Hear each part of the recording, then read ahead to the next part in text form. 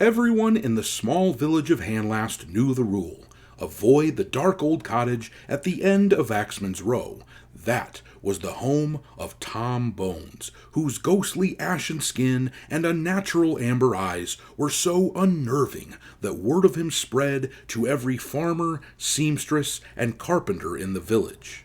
Tom kept to himself, but the fact that he was never seen during the day worsened his neighbors' fears. When the sun shone bright on his corner of Hanlast, his shutters were closed and his door never opened. He only came out after sundown.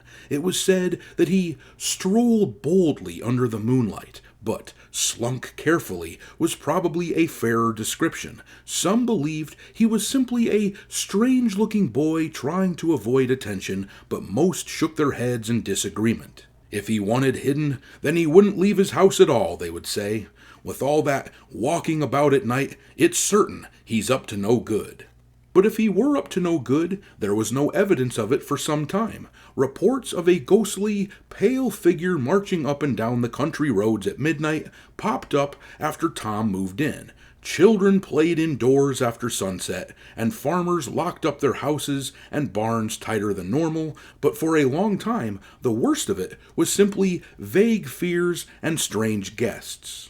The most common guest at Tom's house was young Morian Adamer. After a few months of living in Hanlast, Tom found it convenient to have someone with a normal appearance around to fetch food from the grocer and mail from the post office. Neither would deliver on Axman's Row, so he invited Morian to stay on at his house permanently. "I appreciate your utility, and you appreciate a roof to sleep under," said Tom.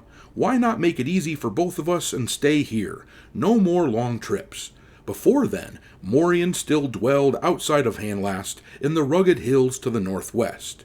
After that conversation, Tom and Morian lived on Axman's Row for nearly 2 years. The people of Hanlast grew accustomed to seeing Morian walking to town. He spoke little and had a rustic look much like their own, with a stocky build and light-colored hair. He never met anyone's eyes, and his words were always polite, if a bit curt, and for a while he was mostly ignored. But the folks of Hanlast began to suspect Tom of terrible crimes. Cattle went missing in several pastures, 2 people disappeared as well.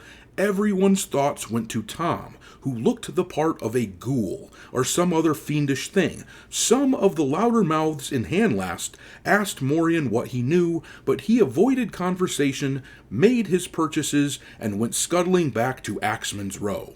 "I don't know why you even bother buying all that meat," a rowdy farmer hollered one day as Morian carted a wheelbarrow filled with food back home. "Didn't your master eat enough of it last night in my neighbor's cattle pasture?" Morian's silence did not help. Most people assumed Tom's guilt, and rumor of his villainy spread from Hanlast to Barton's Hold. The Hanlasters descended into quiet hysteria. A desire for vengeance was in their hearts, fed by those who spoke much on subjects they knew little about. Nobody in Hanlast spoke as much about Tom Bones as Gardra Gumpkin, known in those parts as Gabby. She held a captive audience around the porch of her house most nights, and one night, near the end of summer, there was a particularly large crowd. The folks of Hanlast viewed her as an authority, since she lived only a hop from Axman's Row, and her son's cattle were among those who had vanished. She was old, and her creaking joints prevented her from traveling much farther than this rickety old porch, but from this very spot she had seen Tom several times by the light of the pale moon. "A more ghastly, disturbing figure you could hardly imagine," she announced. "Claws like vultures, skin like curdled milk, and yellow eyes much like my cat's. Even when the rest of him is hidden in shadow, his eyes are quite visible. It's enough to fill me with dread just thinking about it." The folks huddled around Gabby's porch nodded knowingly. All of them had either seen Tom themselves or heard enough descriptions to have an idea about his appearance. "I want to know about this Morian fellow he's got livin' with him," piped in Nedrick Dallison, the very same farmer who had hollered at Morian. "He's from up by the rugged hills," it said, "but why would a foreigner come to live with someone like Bones?" "They come from the same foreign place. offered Druthers, the postmaster. Obviously they knew each other from before. Why'd they come to Handlast is a mystery, but why we'd let them move here, that's the story I want to hear. Well, I've heard that story, Druthers, said Gabby, smacking her lips. I heard it from Nettie Pakes. She used to own the old Bones cottage, as you may remember. She said the fellow who came to call on her was as normal-looking as any one of us here, came down with a bag full of money and bought the deed straight away. There's great wealth in the Bones family, or so I've heard from the folks up in Farian, where he's from. Anyhow, Tom's house once belonged to Nettie's uncle, if you recall, and it had been sitting empty for 5 years since her uncle was killed, so she was glad to be rid of it. However, when she heard stories about the creature moving in, it sent goosebumps up her arms, but it was too late. What stories? Asked everyone in some variation. Most of them had already heard the stories, but these were the sort of folks who liked to hear tales more than once, which is why they clustered around the Gumpkin porch in the first place. Stories of death and murder, said Gabby mysteriously. The folks of Farian said the Bones family was quiet and mysterious, and there was talk of strange things happening there a few years back, things much like our missing cattle. Several people were murdered in that quiet little town, and Tom Bones's folks got themselves burned at the stake for it. I heard it told that Tom was blamed too, but he got away, chimed in Nedrick Dallison. They say he moved here to the Heartland to avoid the law. Probably true, said Gabby, who very much liked the old farmer, her neighbor, for his similar opinions and disposition. Some folks like to come up with excuses for this Tom Bones fella, but I tell you now that when there's lightning, there's also thunder. We just haven't heard it yet. They say Tom escaped Farian with all his family's gold, and he was looking for a new place to haunt.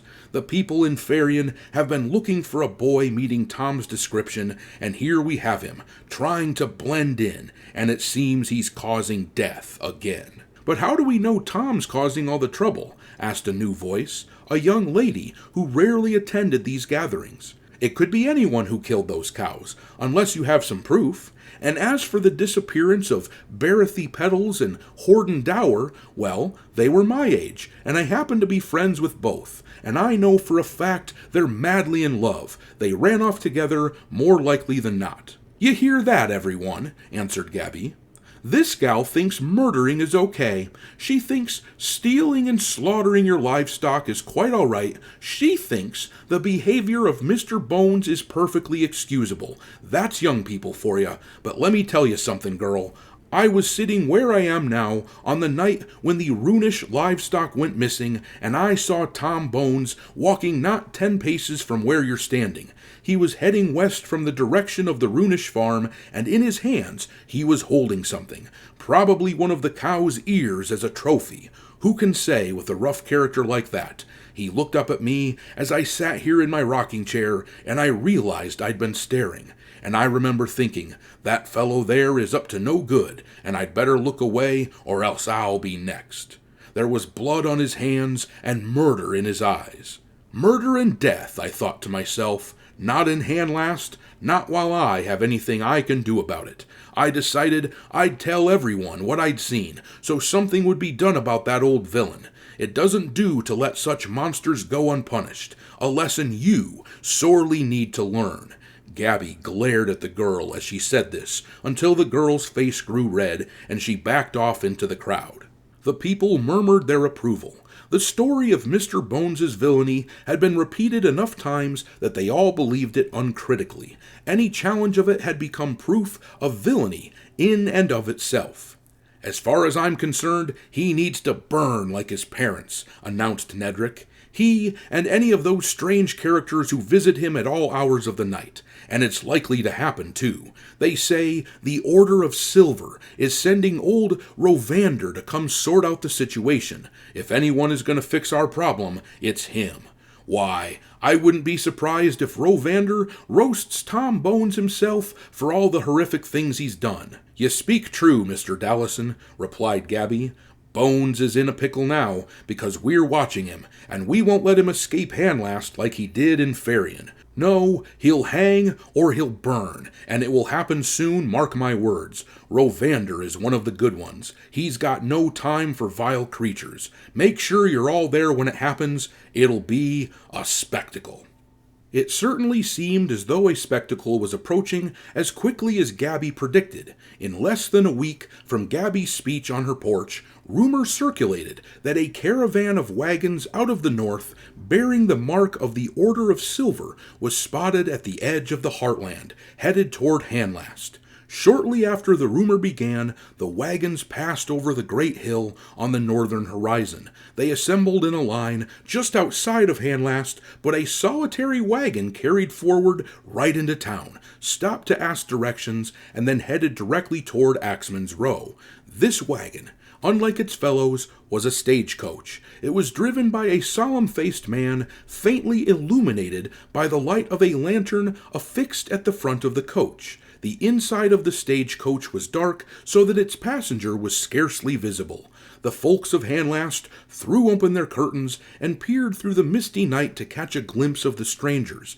The driver never said a word, and never tipped his hat at any person who crossed his path. He was dressed all in gray, with a sword slung over his back and neatly cropped hair marking him as a servant who worked for the Order of Silver. The person in the coach glanced out the window a time or two, and a few of the Handlasters caught sight of him. What they saw was a rough man with a wild brown and gray beard and a dark blue eye. He wore a dark gray cloak and a patch over his other eye. His name was Roander, and the people of Handlast knew him by reputation as a powerful mage, famous for driving villainy out of the decent places of the world. He was one of the chief members of the Order of Silver, which the folks of Handlast knew little about. All they knew was that when trouble brewed involving dark creatures, the Order learned of it somehow and dispatched members to squash it. Since they sent Roander, it was clear that the Order of Silver took the threat of Tom Bones seriously. Some of the Handlasters followed the coach from town all the way down to Axeman's Row, filled with anticipation. At last the stagecoach reached the Bones cottage, but the first thing Roander did when exiting the coach was shoo away all the onlookers, much to their disappointment.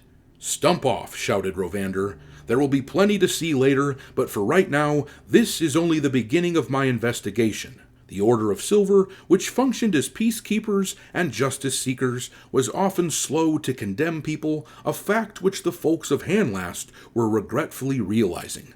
A few of them stood their ground to protest, but eventually they realized Roander, who was stubbornly standing in place, would not begin until they left. Their heads hung down to their chests as they trudged off. With everyone gone, Roander marched up to the Bones cottage. The front door was made of a dark old wood which looked so dilapidated that it might crumble under a hearty knock. Before Roander could raise his fist to it, he heard a voice whispering in the shadows of the front lawn. The early evening was cool and breezy, and the cattails and long turf of the yard bent and swayed under the playful wind. A dark silhouette sat in their midst, taking in the breeze, and his bright yellow eyes were visible in the twilight. "You know why I'm here?" said Roander. "Yes," said Tom. "I'm familiar with your kind, and I've heard all the rumors spoken around Handlast." "Are you responsible for any of this? Are you as monstrous as I've heard?" "Does it matter if I say no?" "I suppose not. I'll begin my investigation straight away, though now that I've seen you, I must say I don't know what all the fuss is about. I've seen much scarier, and you don't seem particularly dangerous. Still, the Handlasters must be given something, and if I don't find a more plausible explanation for the missing cattle and people, then you'll likely be found guilty by default. I only want to be left alone. Every night I stretch my legs and enjoy the outdoors because that's the only time I can be sure I won't be stared at or bothered. Is it a crime to look different than everyone else and to wish for a bit of privacy? In this instance, that may be the case," said Roander, shaking his head sadly. "In a week's time, I plan to conclude my investigation unless something changes, and we will have a hearing in the town square. I invite you to present your case to the people then." Over the next few days, the wagons and carts of the Order of Silver became fixtures on the roads of Handlast. They stopped at every house to ask questions, and they took down notes on parchment. The people were annoyed at being bothered at their homes and businesses, but once word spread that the hearing of Tom Bones would happen in only a few days, they became much more enthusiastic. The Order of Silver had arrived on a Tuesday, and by Thursday, signs were posted all around town announcing that on Monday, at noon, the hearing would take place. Word spread beyond the borders of Handlast. The cozy Shepherd Inn had all of its rooms rented, the town buzzed, and business thrived. Several folks from other Heartland towns headed to Axman's Row to catch an early glimpse of this Tom Bones character, but the entire road was cut off by the wagons of the Order of Silver, who watched the Bones cottage carefully. Axman's Row was so named because of the lush thicket which lined the northern side of the road, and the people tried to sneak through it to have a peek at Tom Bones, but it was no use. The Order had guards in the forest too. On Saturday morning, the Handlasters were awakened by the sound of sawing and hammering. They were delighted to see a pile of wood being thrown together in the center of town next to flasks filled with oils for burning. A makeshift podium on a wooden stage was being erected nearby. The members of the Order of Silver were hard at work. Most of the Handlasters stopped what they were doing to watch the construction. The rest of them at least pretended to get work done. Rows of chairs were brought to the town square. All the chairs were pointed toward the pyre and the podium, and signs were left on the chairs closest to the action, reserving them for important figures. Mayor Brassley, Constable Jari, and Gardra Gumpkin, the chief accuser of Tom Bones, were among those people with reserved seats. Everyone else was determined to arrive early enough to claim the open chairs.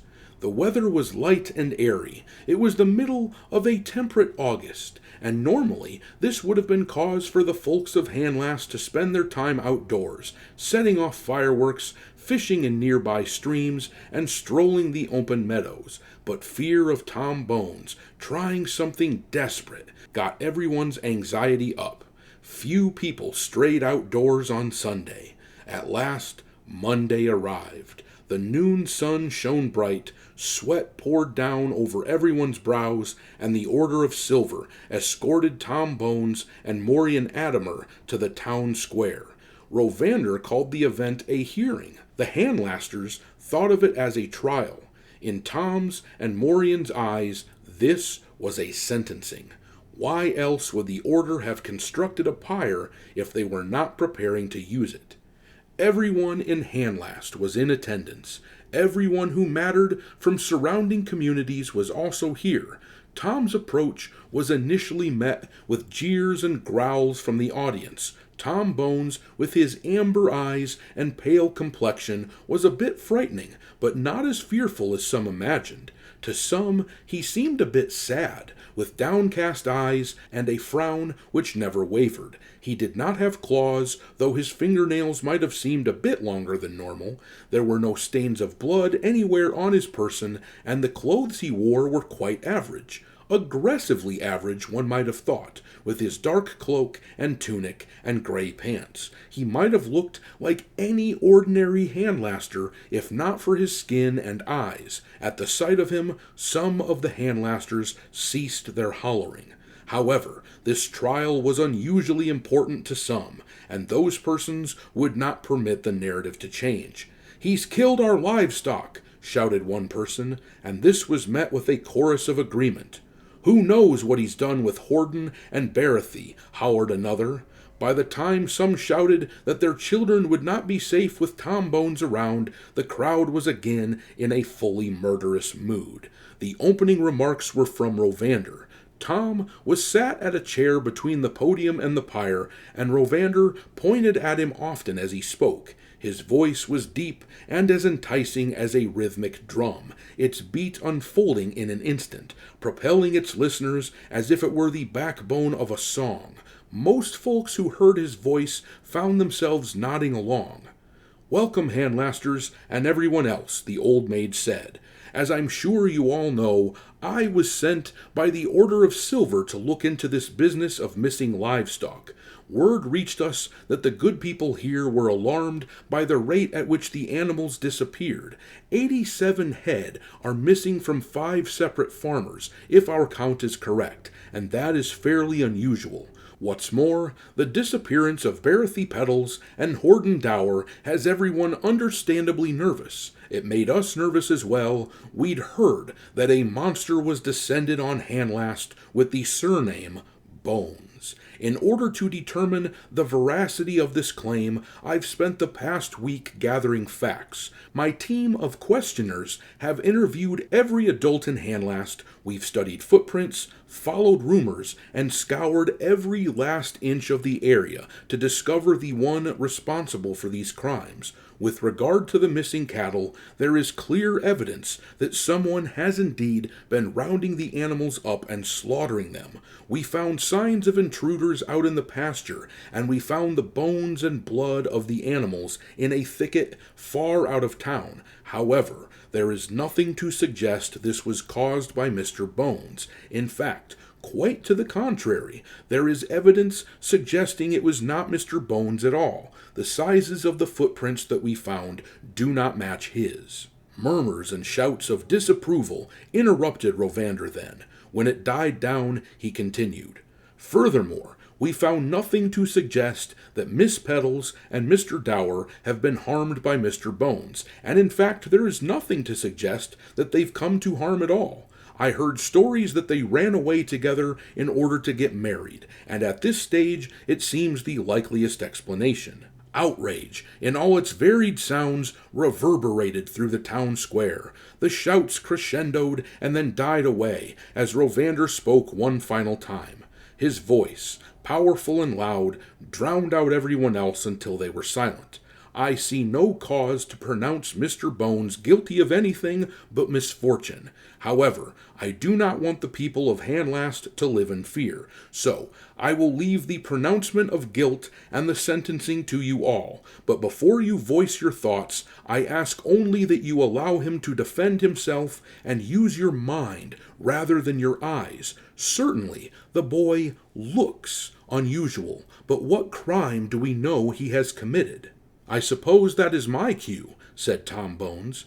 Fear and disgust showed in the faces of the Handlasters as Tom rose from his seat.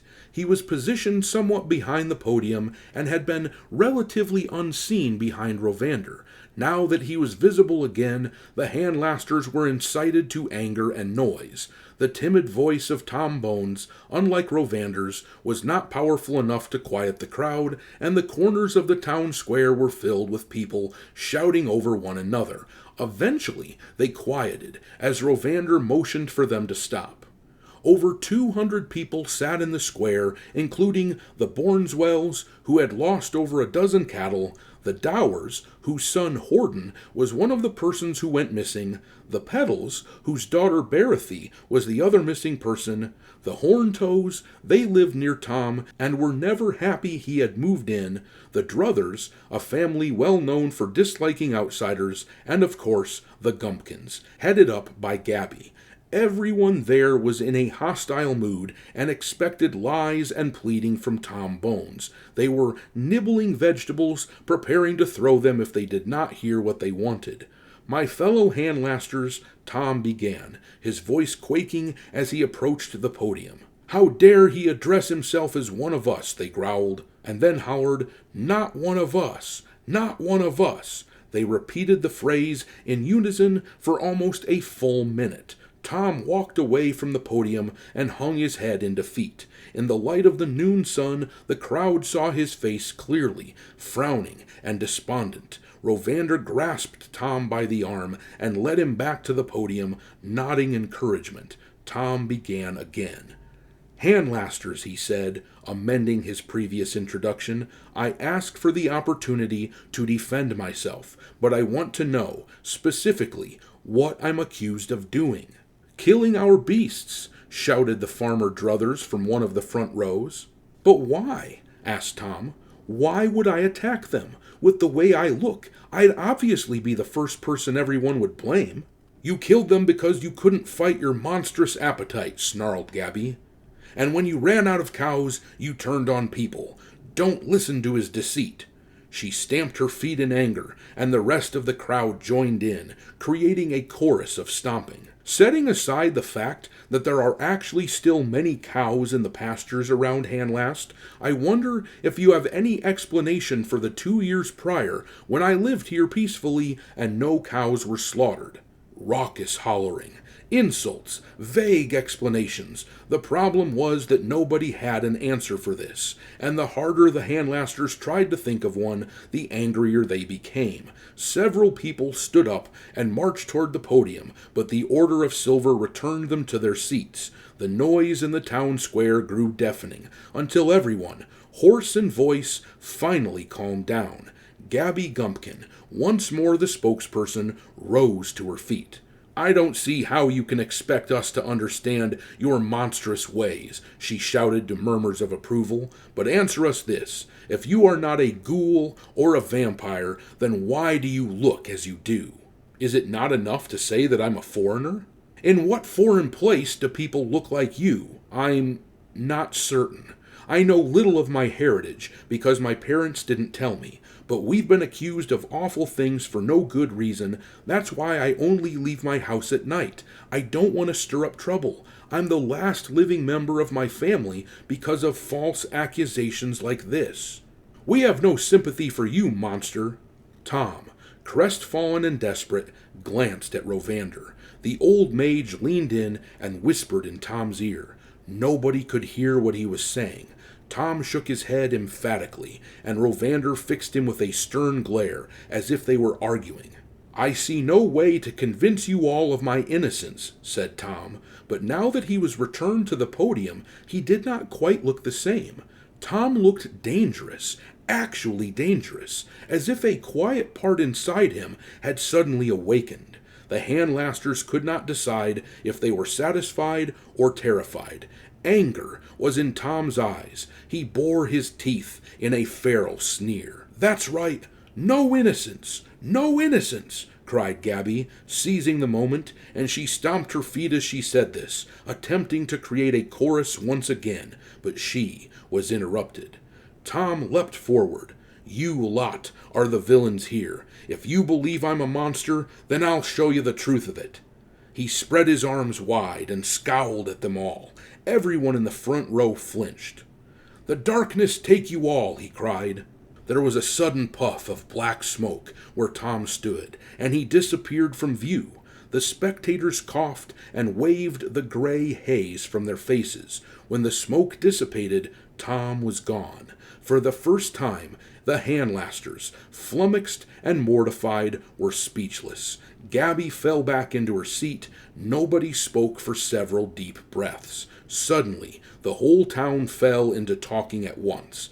Everyone agreed that, yes, Tom Bones was indeed the monster they always believed. Most of them talked about organizing a party to hunt him down, but they were not trackers or warriors, and the hope was that Tom would leave for good in the same way he had left Farian.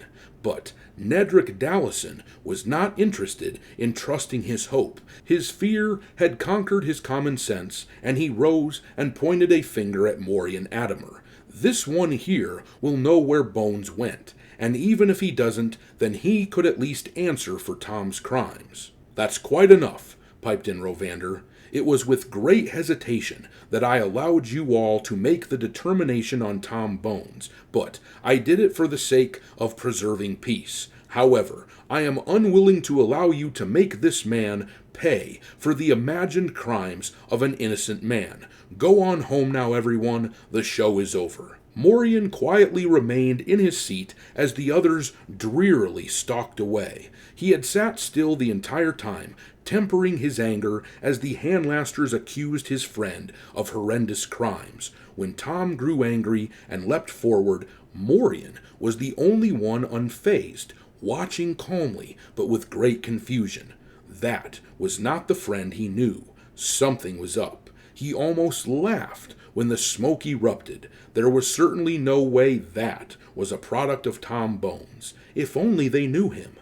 Morian waited for the crowd to disperse. When everyone was gone, he stood up, put his hands in his pockets, and moped his way down the road. As for what actually happened to Tom Bones in the town square, he was in utter despair before Roander whispered in his ear, "This is a lost cause, but I don't wish to see you killed. Act the part of what they think you are, and I will create cover for you to escape. Go straight to your cottage, and I will meet you there." Tom rushed home and listened to the sounds of panic and fury from the town square, and for a moment he thought of Morian, and he could only hope that Roander would not allow anything to happen to his friend. Tom reached his cottage and went inside. He found a knapsack and stuffed it full with extra clothes and food.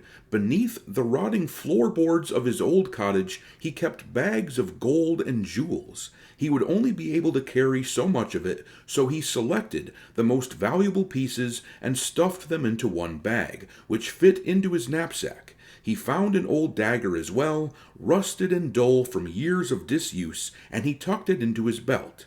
Tom searched up a weathered brown cloak from his wardrobe and threw it over his shoulders. Lastly, he grabbed a portrait of his father, who looked normal, and his mother, whose eyes were as unnervingly yellow and skin as ominously pale as his own. It had been hanging on the wall, and it was all he had left of them, but in the corner of the painting were written words in an arcane language. Off omnilum shale gorn irveridos.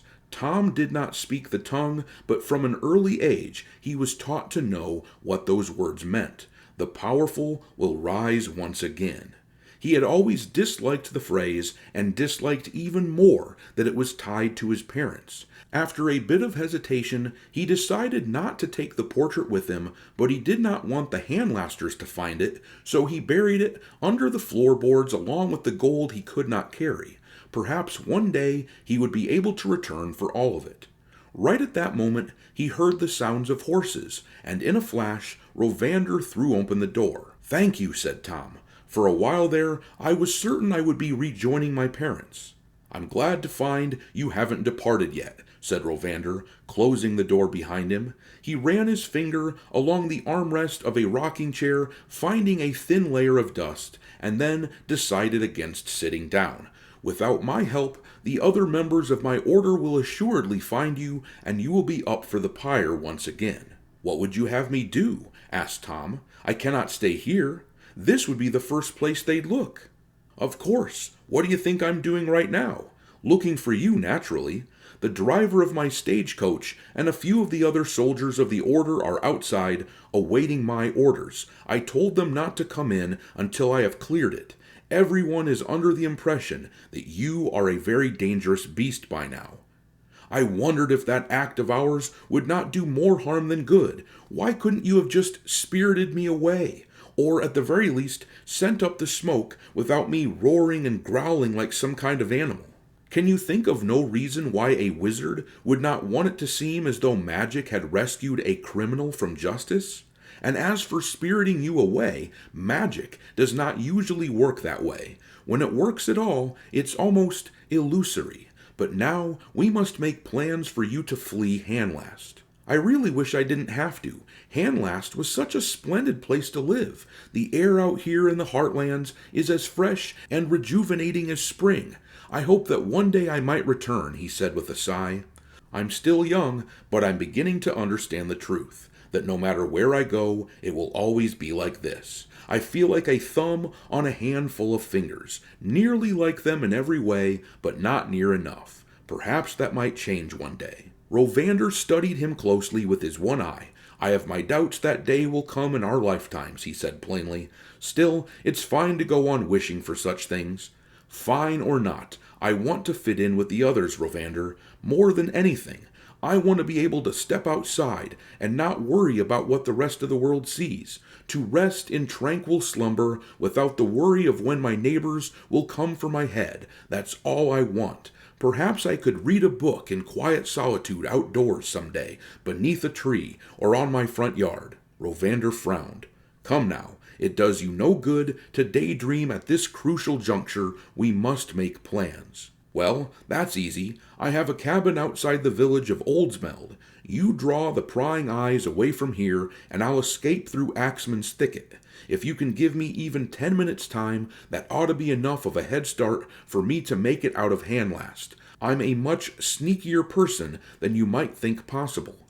I accidentally heard many secrets all around Handlast by walking as quietly and deftly as I do, but after I've left, there's still the matter of my friend. If you would be so kind, please tell Mr. Adamer where I've gone. He worries a great deal about me. I'll tell him when I see him. He'll be glad to leave Handlast. I know he never liked it here, but he wanted to keep me company. He wants to see mountains and rivers and visit the exciting places of the world. Handlast is too sleepy for someone like him. At least now he'll have his wish, in part. Oldsmeld is not farmer's country. Perhaps the fisherman there will be more to his liking. We'll see if ever he and I both make it there. You'll make sure he's armed before he goes, won't you? I'll make sure you both are, said Roander. That dagger isn't much defense. Why not take one of mine? Our blades are silver, naturally, being quite useful at fending off the dark creatures of the world. Well, I'm afraid I don't want it. What I have will do, sputtered Tom. What do you mean? That dull old knife at your belt is more suited for spreading butter than fighting. I tell you I don't need it, said Tom forcefully. If I run into trouble, it won't do any good whether I'm armed or not. I don't know how to fight either way. He withdrew his dagger and dropped it to the ground. You see, I'll take nothing at all, and I'll be fine. Roander held out his blade, comprised entirely of silver, including hilt and handle, and Tom visibly withdrew. I'm not sure what's bothering you, he said softly, but I assure you that simply wearing a weapon like this is enough to deter most attackers on the road. What's bothering me is you meddling in my business. I'll take my chances unarmed. The roads are not so dangerous as you imagine. Let me be, he said, almost shouting, and Roander had to hold a finger to his lips to remind Tom to be quiet. A change came over Tom's face, hardening into a desperate ferocity. His amber eyes flashed, wide and desperate. If I hadn't meddled in your business, you'd be burning right now, and it wouldn't matter if the roads were dangerous, safe, or erased from existence, grumbled Roander. You will take this sword because I have saved your life, and I've earned at least a little say in what you do with it. I'm not interested in rescuing you only to see you killed a short while later. Roander stepped forward, and Tom recoiled. His somber, peaceful face was now almost unrecognizable. Back away, he growled. I will not touch it. You haven't the power to refuse me, said Roander, and he seized Tom's arm and placed the sword in his hand.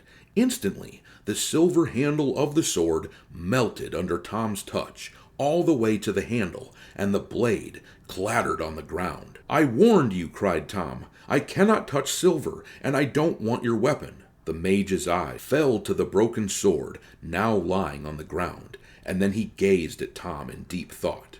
His face was stern. Silver is the bane of the world's darkest creatures, but what could be the bane of silver? The very darkest creature, I'd wager. I don't know, said Tom, covering his face with his hands. Leave me alone. Roander stood tall.